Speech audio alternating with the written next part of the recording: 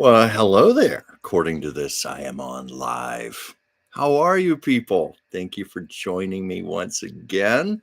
Um, Coming on here just minutes after completing my work for the day, and I'm ready to do a show and um, getting myself settled. And I'll just wait till some people start to log on to here. I have some wonderful people who join me every week, and it always means a lot. Hi, Ward. Thank you. I was just saying there are people I can always count on to come aboard to be with me each week. So just wait till a few more people come on. Uh, fixing my hair and getting ready to come on. I'm usually doing this show by the seat of my pants. Sometimes I have time to get a little prepared, and sometimes I am literally finishing up my last phone calls to clients for the day and then getting out the computer, setting everything up. And if anybody's ever done a live YouTube show, you know, you have to go on here, type a little stuff in and go through a few stages, and then you hit that button to go live. And once in a while, nothing happens except a little spinning circle saying my Wi-Fi is not connected or something. It must be just something going on energetically, astrologically right now. My dear, dear friend, Dr. Whimsy Anderson, I was watching her show the other day, and she was having some technical difficulties also. And you just fly with it.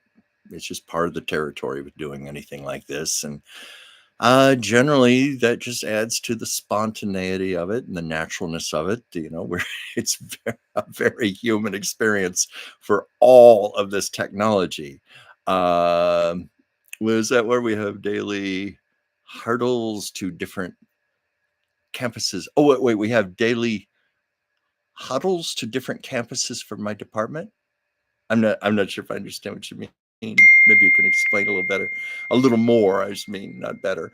Um, but it's challenging. Technology is just the most amazing thing. I say that like an old person. But I'm old enough when none of this existed, when we had a telephone hardwired to our wall, usually in our kitchen. It did not have pictures or video on it. Had 3 television networks, no internet, nothing. So yeah, to me, this is like newfangled technology. Was that where it's not unlike live streaming? These are net meetings for our department. Oh yeah, yeah, okay, I know what you mean. Yeah, yeah, it's great. I think of all the things that are possible now that just career wise, uh, for personal reasons that would not have been possible, say 2 decades or so ago.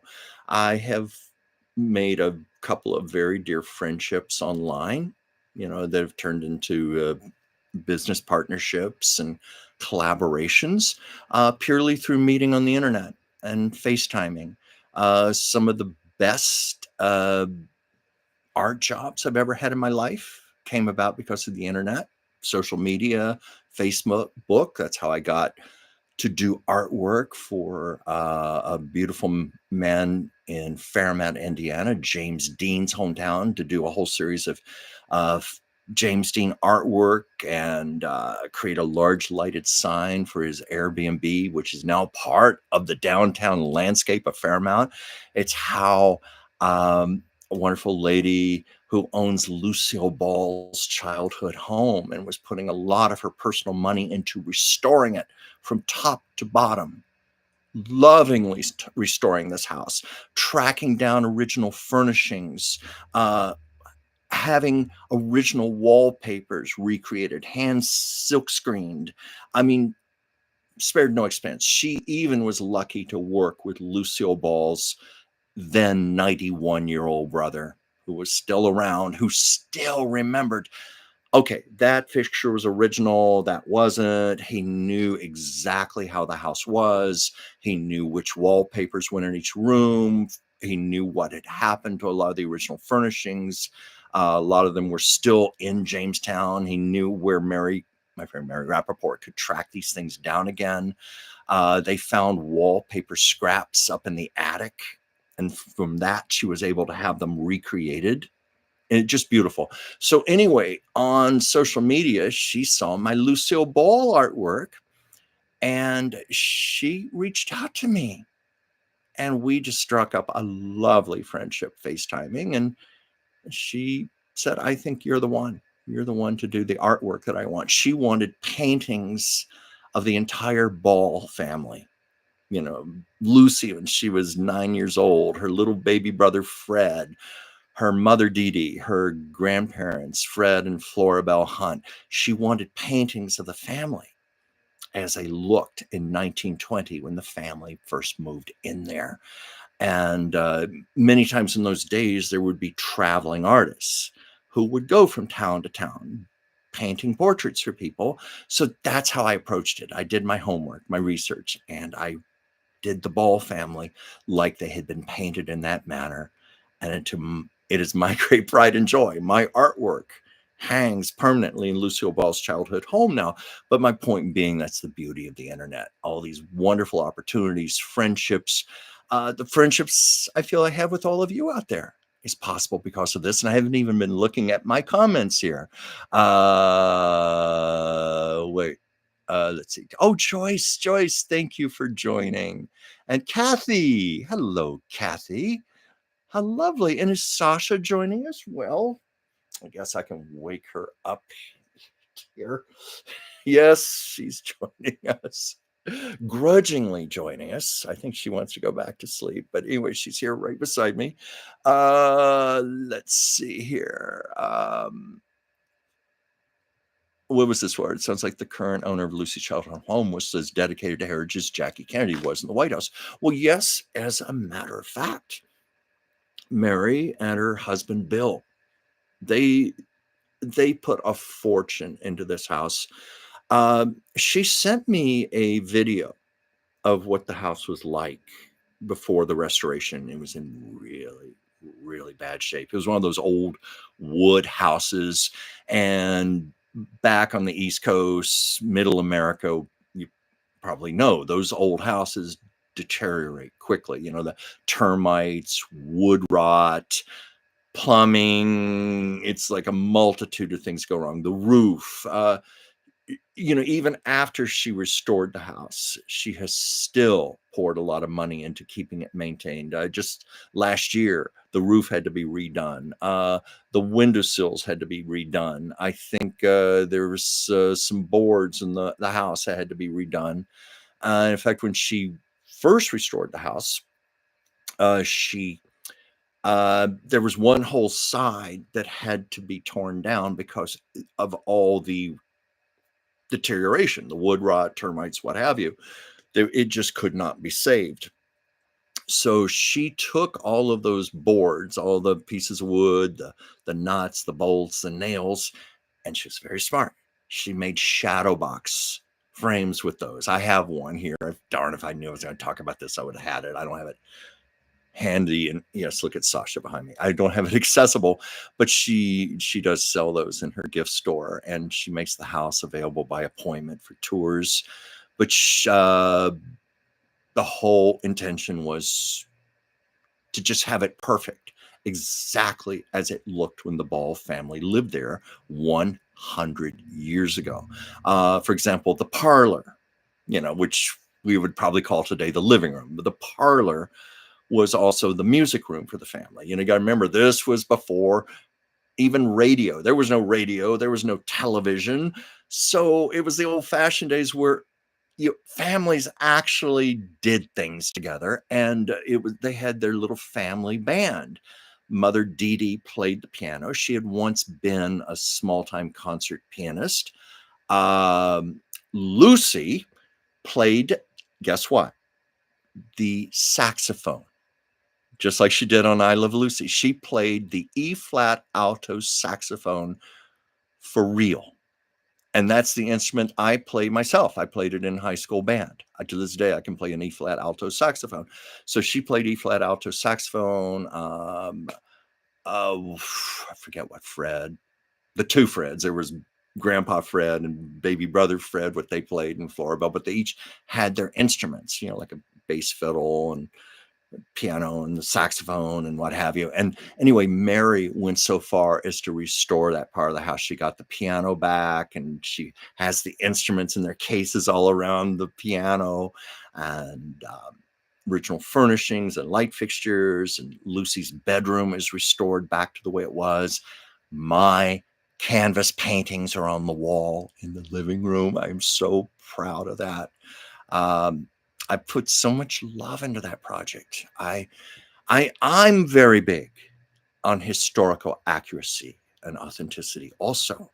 So I went so far as to ask Mary if I could please have a scrap of wallpaper in the living room, because I wanted to have it match up and coordinate with the colors I was using in the paintings. I kept that pinned to my easel with my canvases. Mary sent me a shadow box with pieces of the house. I had that by me. And I also kept Lucy's autobiography beside me with it bookmarked to the part where she talked about the house and growing up in it, because I wanted that energy. I wanted to be in that energy and transfer that energy to the paintings. I wanted that there so they would fit. I mean, in every possible way, fit into that house like they really belong there. And that's what Mary said to me. She said, I'm the one who would put the love into it, put the historical accuracy into it, and just the love for Lucy, to honor her family. She loved her family so very much, and her family really was the foundation of her life. When she first came out to Hollywood in 1933, and she did the Eddie Cantor movie, where she was a chorus girl. And it was supposed to have been a few weeks of work, and she was supposed to go back to New York. And no, she decided she liked it here. She loved the movie industry. She wanted to stay in it, and that's what she did. So she saved her nickels and dimes until she could bring her brother, Fred, her younger brother, Fred, out here. And the two of them shared a tiny little apartment, a little studio apartment. And the two of them worked and saved their nickels and dimes and what have you until they had enough money to bring the rest of the family out, to bring out their mother Dee Dee, to bring out Grandpa Hunt. Flora Bell had since died. Bring out Grandpa Hunt, and to also bring out their cousin Cleo, who was very much like Lucy's little sister. They used to share the bedroom together. So they brought the family out, and they rented a house on 1344 North Ogden Drive in West Hollywood. It's still there, still looks the same on the outside. And I've mentioned in the show, I've been in that house. I've been in that house. I've been in that backyard. I have sat under the tree, the great big tree that Lucy used to sit under with her journal and write. And yeah, it was very exciting to be there. And anyway, I'm part of that house, part of the house back east where the family lived together. And brother Fred, he lived to be 91. His memory was very sharp, and he had wonderful stories to tell. I got to meet him once, very briefly, back around 2001. And he was saying that Lucy never would have made it in show business had she not had her family with her, because what she was trying to do was really required team effort. It's a hard thing to make it in show business. So she had that support of her family, and even right down to her mother Dee Dee making her dresses for her. So Lucy would always be very well dressed and make a beautiful presentation, because, that's what a lot of it's about. Your parents, your look. So through Mother Dee Dee, Lucy already looked like a movie star, and it all came together. But Lucy was very loyal to her family, and likewise. I have to look at comments here before I get too far off the track here. Let's see. Some lovely comments about Sasha. Thank you. Lady Sasha did make a cameo. What you asked if I ever toured the house. Yeah, I was mentioning that. Maybe you were referring to the house back east, because I was just talking about the house here in Hollywood. Yeah, that one I did. The one back east, it's in Celeron, New York. Celeron and Jamestown are adjacent. They're almost like the same community, but Lucy always said she was from Jamestown. like on I Love Lucy. Lucy Ricardo was from Jamestown, but it was actually Celeron. And no, I've had a virtual tour of the house. Mary Rappaport took her iPhone, did a live, much like I'm doing here, walked all through the house. We went through up the stairs, through all the rooms, showed me the kitchen, the living room. I've seen videos, I've seen photos. My sister has been there, my sister and my niece. I had one other friend come there. I have an invitation to go there, and I am hoping to go sometime in the near future because I have an invitation to spend the night in Lucy's childhood bedroom. I do. So one day it's going to happen. Let's see, let's check some other comments here. Oh, Andy, who was late was 91. I was talking about Lucille Ball's brother, Fred. Uh, yeah, very sweet man. I'd met him, and Mary made some video of him reminiscing, and yeah, just so sweet. And it's incredible how much he outlived Lucy. He was four and a half years younger. No, let me think. Roughly 4 years, because let me see. I was trying to remember, because their father died when Lucy was 3.5. And Dee Dee was already, of course, pregnant with Fred. So he would have been born. Yeah, so about 4 years difference between them. But Lucy died at 77 in, let's see, it was, yes, 1989. And Fred lived about 18 years more. We had a thing here in Burbank called the Loving Lucy Convention back in the late 1990s, and the last one was the year 2001 for the 50th anniversary of I Love Lucy, and Fred came out here for it, and oh God, he was just terrific. It was just such a pleasure to meet him, shake his hand. Get back to the comments here. Let's see. Oh, or you're starting a shift earlier, or you can't stay as long. Yeah, I don't even know how long I can stay either. Sometimes I can come on here, like a couple weeks ago, I was on for about 2 hours, and other times I have to cut it short about an hour. But let's see where it's going here. And let's see. Oh, and Martha. Hello, Martha. Thank you for joining.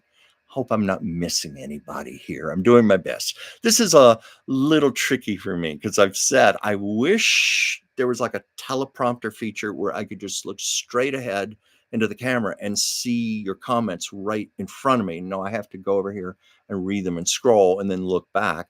And it's the same issue that I go through when I do Dr. Whimsy's show on Tuesday. And she actually counts on me a little more to read the comments. And I have multifocal contact lenses normally, which usually work most of the time. But sometimes when I've got my eyes focused here and then I focus over to the fine print, I have to adjust my eyes a bit. And on a few times I've actually had to grab reading glasses because on Whimsy's show, she always likes me to call out to all the people. I jokingly say it's like Romper Room, where she'd hold up her magic mirror. Oh, I see Betty. I see Jimmy. I see Bobby. It's almost like that. Well, I'd lie and say that I can see you. I can't, but I feel your presence and I feel your energy, and I'm grateful to you. Thank you for being here. Let's see. What are some other comments here? Oh, Andy, you're in Illinois. It's how great to have people from all over the country. That's another beautiful thing about the internet. I've got friends in Canada. I've got friends all over the country because of this miracle here. And I think you'd agree. It's almost like we're in the same room together. It's the beauty of it. Dr. Whimsy, she does all of her medical practice telemedicine like this now. I'm sure she doesn't mind me telling this. She used to have offices here in Los Angeles on Melrose. She and I worked together in the health industry in West Hollywood. I was in vitamins, herbs, homeopathy. She was our resident naturopathic doctor who would come in, give consultations. And then she and I would later worked together doing consultations because she trained me to be a naturopathic doctor's assistant. Yes, I have a license. I don't use it at the moment, but I do have it. And that great lady trained me personally, where she would even have me over to her home, cook me dinners, and then we'd hit the medical books. And I used to say to her, Whimsy, I don't have the brains to do this. She said, yes, you do. Yes, you do. You can do this. And I'll never forget what she said to me. Stop thinking of medicine as a science. Think of it as an art. That's all I needed to hear. That was like magic. When she said, think of it as an art. Think of all the beautiful things that go on concurrently in the body. It's like poetry. It's like music. It's like an orchestration. It's like instruments playing together. I mean, she just went on and on about the ways it's like an art. What is inward within us is like outward in the stars and the planets and the moons and the sky. And she made me fall in love with it. She made it accessible for me. And when I said, Whimsy, this scares me, she said, oh, you think I wasn't scared when I was in medical school? You think, trust me, Chuck, everybody I went to medical school with was scared to death. It's intimidating. It's supposed to be intimidating. But she said, learning is fun. Make it fun. And she taught me, when I would be given a medical book, she said, okay, first time you read this, it's going to look confusing. It's not going to make a bit of sense. That's okay. Second time you read it, it's still not going to make a whole lot of sense. But the third time, it's going to start coming together. And then she said, mark my words, fourth time you read it, you're going to have it. You're going to get it. And by golly, she was right. So I've always been grateful to that lady. And I'm grateful to her for having me on her show on Tuesdays, because frankly, that's the reason I'm doing this right now, is because of her. Because I didn't want to do this initially. When Whimsy was trying to get me to do her show with her, I was kicking and screaming and I was rebelling. And I was saying, no, I can't go on live. No. She was like, yes, you can. Yes, you can. So she put up with all my mistakes in the beginning, and believe me, there were mistakes. Sound issues, computer issues, Wi-Fi issues, lighting issues. I mean, you name it. Everything that could go wrong went wrong, but she stayed patient with me. That great, great lady stayed patient with me, and like teaching me about medicine and naturopathic medicine, I should say. She got me to start loving this and enjoying it and having fun with it and getting over a lot of my fears. Like I said, about how in the beginning I would over prepare for show and I'd be such a nervous wreck all day long before it was time for 5 o'clock to come on here. And you see me now. Well, I just finished my last phone call and I just turned my computer on. Okay, let's talk. What's going on? I've learned there is just such a joy. And frankly, there's a magic in spontaneity, in the spontaneity of a moment, just riding that wave and letting it take you wherever it takes you. Lots of times I have topics planned out. I had a whole list of topics from last week I never got around to talking about. Have them written down here in case I am at a loss for something to say. But generally, I just start doing this, and you guys out there start giving me comments and questions, and I have all this stuff up in my head and I can usually talk about it. So let me look at some comments here. Let's see here. I'm trying to see what else is here. Someone was mentioning the Munsters here and Eddie. I used to love that show when I was a kid. Somewhere packed away in this apartment, not in my storage unit, but I have it here. I have my original Herman Munster hand puppet, and it doesn't work anymore, but it used to be you could pull a string on it, it would talk. And I remember it would say, I'm Herman Munster. And I eat spinach for my complexion. And I forget what else it said, but there are all these little sayings, but it doesn't talk anymore. It hasn't talked for many, many years. But I had that. And I think one of the reasons I loved the show was because of Eddie Munster and Marilyn. You see, I can't remember if they were brother and sister or cousins or what the circumstances were, but my sister is 14 years older than I am. So when that show aired, my sister was the grown up teenager like Marilyn, and I was the little boy. And I loved seeing another relationship like that. Whether they were cousins, brothers, sister, whatever, they had that same age gap. And I also loved the Jetsons for that reason because of teenage Judy and little boy Elroy. They were brother and sister.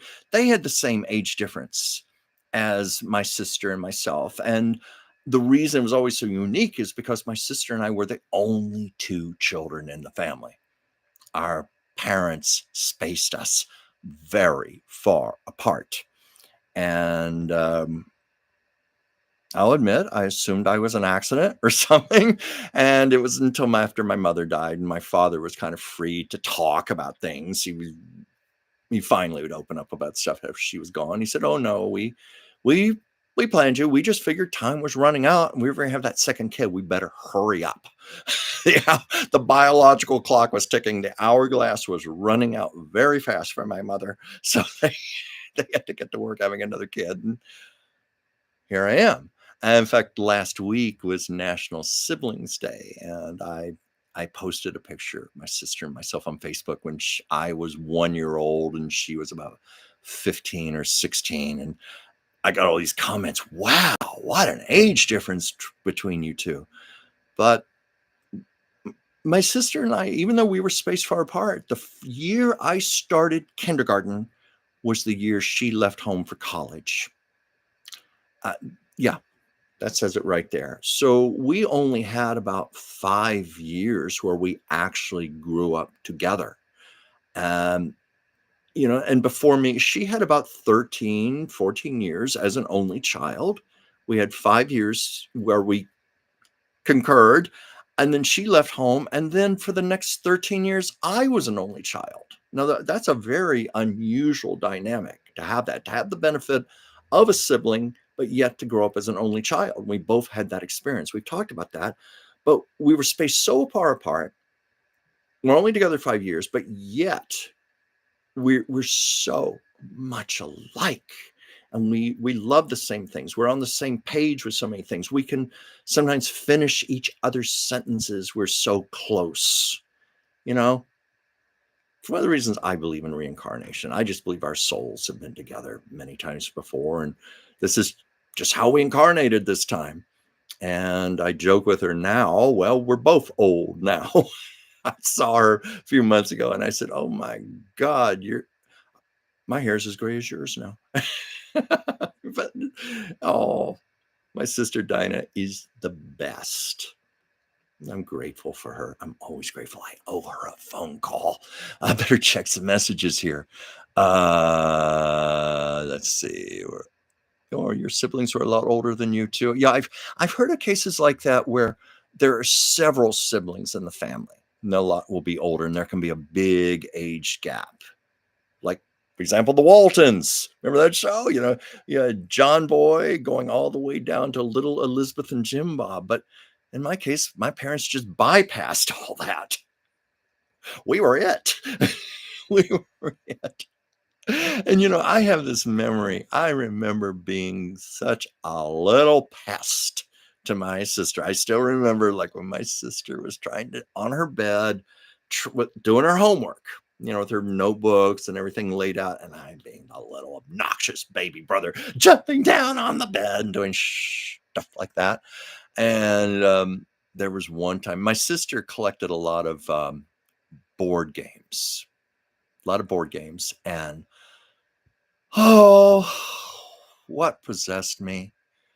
I wasn't trying to be malicious or anything. I remember I think I was just more curious, but I started opening up the boards and I started mixing up all the pieces problems. And I remember when my sister came home from school and my mother had to tell her what I had done. My sister was not happy with me, but I think it's been forgiven, long forgiven. What were some other questions here? Oh, Joyce, me too. Or my sister was 17. My brother was 13 when I was born. Oh, so you know what I'm talking about, Joyce. Yeah. Um, what was that? Or did they name her for Miss Shore? Oh, no, no, not at all. Not at all. In fact, here's an interesting thing. Dinah is supposed to be spelled Dinah, hence Dinah Shore. My parents spelled her name Dina, but pronounced it Dinah. So my poor sister has gone through her whole life, literally her whole life, going, no, my name is not Dina. It's Dinah. But I said to her once, why don't you just put an H on the end of it and be done with it? But no, she kept the spelling. No, I know who she was named after, even though my sister had never heard of this. But do you guys know of the comic strip Gasoline Alley? It's still in print. I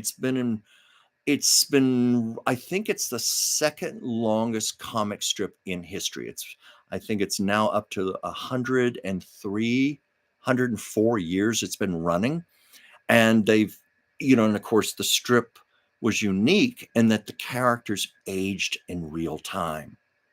Like one of the earliest strips was the character of Skeezik's wallet as a newborn baby infant left on the doorstep of this man named Walt Wallet. And you got to watch Skeezik grow up through the years, watched him become a teenager, a young man graduating high school, going off to New York.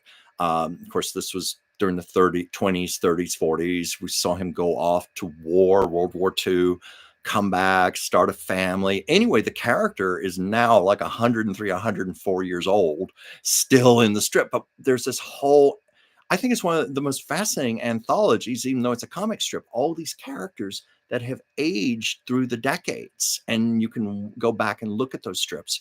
In fact, there's if you're interested in Gasoline Alley, on Facebook, there's a site called Alley Cats of Gasoline Alley. I think that's what it's called, or Alley Cats of Facebook or something. But anyway, you can find it. I don't know if anybody cares. I can look it up for you on my phone real quick. But anyway, they have the most incredible anthology of decades and decades of the strip. So anyway, to get to my point, Skeezix married a woman named Nina, and her name was spelled Nina. And most people would say Nina.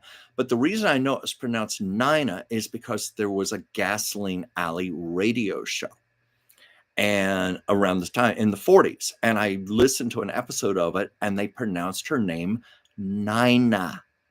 And I remembered my father saying, well, we got your sister's name out of the newspaper. We saw it in a newspaper or a magazine or something. Well, I realize now it was Gasoline Alley. They got that spelling. Instead of Nina, they called her Dinah, but she was named after Nina in Gasoline Alley. And I told my sister, and she was like, are you sure about that? And I said, yeah, I'm pretty sure about it. Let's see, where's some other comments here. Oh, yeah. Of course, you just said that. Nina. Yeah. That's how my sister got to be Dinah. But it's been a real cross for her to bear. No, I'm Dinah, not Dina. Let's see here. Oh God, what was it saying about flip books? Oh yeah, Ward, I know that about Nina Clock. Yeah, because that was her maiden name, Clock. So 9 o'clock. I realized that. But I find Gasoline Alley a lot of fun because Skeezix was pretty much the same age as my mother and father. He was like 1 year younger, but the things that he experienced, like growing up in the 30s, going out on their own, going World War II, getting married, start having their first kid as the war was ending, and all that. That just mirrored my parents. So it was always fascinating because there was so much accuracy in the strips. Let me see. I'm going to just look this up real fast on my phone for you. Let's see, because I'd like you guys to know about it. Let's see here. Groups. Sorry. Groups. Where is it? Oh, okay. It's called Gasoline Alley Cats. Highly recommended. Okay, back to comments here. Let's see. At least Miss Dinah wasn't named for a children's book about an Eskimo, as was a friend of mine's. Oh, yeah. What was that? The zillions of misspellings of your surname, Ward. I go through that all the time too with my last name. I have to always spell it for people. Always. Nobody ever gets it. And you don't have to spell it. I have to do this like I'm on the phone or something. Having to give my name for information. It's okay. It's D like in dog, R like in run, A like an ant. I have to do that because when I say my name, I go, oh, it's Transfield. It's Dansfield. No, it's not. You don't have to correct them. Oh my gosh, Joyce, you had to spell out Webster, your maiden name? Gee, I tell you, people can get dense about things. Webster should be pretty easy. Oh, Joyce, I didn't know that was your maiden name. Yeah. But Joyce, I don't know, Joyce, something Petrus suits you. It's a nice name. Joyce is a great lady. And by the way, Joyce is a gifted astrologer and numerologist. I mean, one of the best I've ever seen. Such a pleasure to know her. What was this here? Miss Joyce, Mama's maiden name was easy to spell. Then she married Papa, and her given name's easy to pronounce, but it's oddly spelled. Oh well. In a way, I kind of like when people do unique spellings of their names, but I guess same time it can be difficult, especially for children. Children who just want their names pronounced right. It's a sore spot. I think that's why it was a sore spot for my sister. And we, as kids, we don't have any control of how we're named. My name's Chuck. I frankly would not have chosen that name. My real name, of course, is Charles, but my parents were the one who started calling me Chuck when I was a baby. And yes, I know the obvious thing is, well, why don't you change your name? Because I'd feel stupid doing that. At this time in my life, after people have been calling me this my whole life, my family's been calling me this, it's how I'm known. I'm not going to go through that. Just live with it. But, what's that? Here's some other comments here. Oh, Joyce, you're going to start up your YouTube channel soon again. Joyce, I'm happy for you. Something, Joyce, it's very much a choice. Like, me, I don't want to say I stopped making my videos because I'll start those up again someday. But anybody who's ever done a YouTube channel, it's an enormous amount of work. And you can easily put 8, 9, 10 hours a day into a channel like this and not even get paid for it. It just becomes a career and it consumes you. And I had to get away from it for a while to where I'm just doing this weekly show. So Joyce, I understand where you're coming from. You're so brilliant at what you do, but I also respect that you just need to get away from it for a while, recharge the batteries, reformulate, think. But I'm really glad you're going to do this again because you're so talented and you have so much to give to people, so much to share with the world. It's like another friend of mine. She's very talented at doing this. I mean, just the most incredible presence and voice, and she knows how to edit, and she's so gifted at presenting stories and thoughtful insights. But it's something she's having to ease into and get comfortable with, and that has to be respected. But I always see talent in people. And I have to remember it's not my place to tell others what to do. I was just looking at some messages popping up at the top of my computer. I apologize for the ding, ding, ding. I tell people not to contact me during the show, but they do it anyway. But yeah, I have to always be respectful that people have to do things when they're ready for it and when it's right for them. Just like everybody says to me, you were so good at doing all these videos and all these old Hollywood stories and stuff, and you really should be out there. Yeah, but it's exhausting. And I've got other things. I've got my artwork. I've got writing. I do my work for Dr. Whimsy. I do a second show, besides this one. And for now, that's enough for me. And oh God, these people keep texting me. Sorry. Let's see, where's some other comments here. Joyce, being a Taurus, I hate being pushed. Yeah, I know what you're talking about. Well, without getting into personal stuff, Joyce, you know my story. I'm not going to go into it, but I don't like being pushed either. I don't either. I'm a very nice, easygoing person, but don't push me too hard. I was going to say, don't F with me. No, well, you know what, Joyce, as you know, I am a Cancer with a Capricorn moon. And that Capricorn moon really does determine a lot of my personality. Even though I'm very much a Cancer, like I'm very, very driven. When I get into my work, when I get into my art, I get obsessed. And I don't want to break that. For me to stop working on a project that I'm loving is like pulling the brakes on a locomotive freight train. You know how you can pull the brakes, but the train still keeps going down the tracks. That's the way I am. It's hard to just abruptly stop anything for me. But Joyce, you're wonderful what you do. I would never push you, but I always want to encourage you. You're fabulous at what you do. And I can't wait for these viewers out here to see what you do if they haven't seen it already. Ward, how about if Steve could eye poke like the Stooges? That probably took some technique to do that, without actually injuring each other.